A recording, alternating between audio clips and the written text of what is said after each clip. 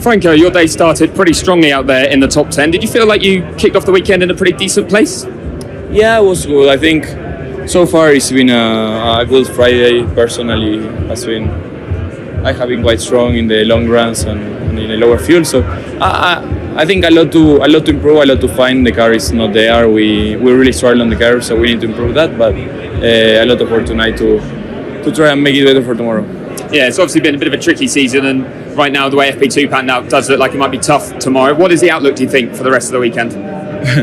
We don't know yet. I think we have a lot to analyze and try to improve as a team. Pierre, how was today? Obviously, you sat out the first session. How was the afternoon? Yeah, the worst session of the year. Do you want to tell us why?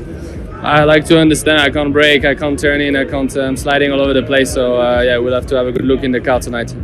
And was there anything that you think, from FP1 missing on some of the track running? Is that any deficit? No, I mean the car felt completely different to whatever it felt this year, and so yeah, I mean just got to understand what went on.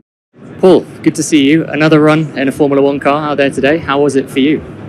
Yeah, super cool. I mean, first of all, a massive thank you to Alpine. Any day for me in a Formula One car is a good day. So, yeah, just super happy to be back. I've never driven in Mexico, and we knew it was going to be a difficult track to drive on just because of the altitude and the fact that the cars have much less grip.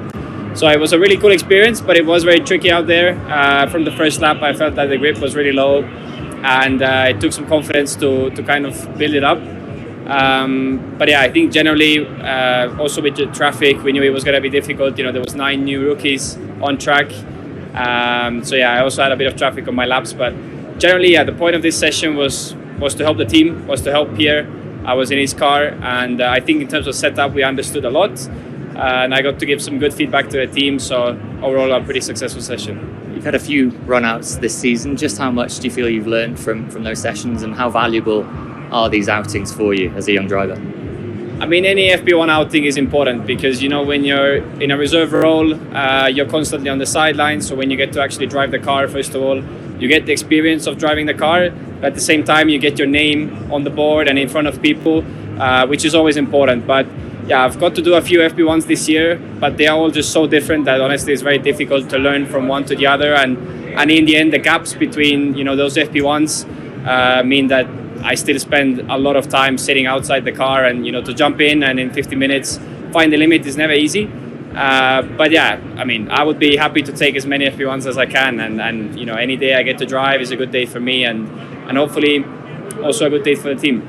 You touched on it there. I mean, what's the mindset going forward? You must be itching to get back out on track in an F1 car.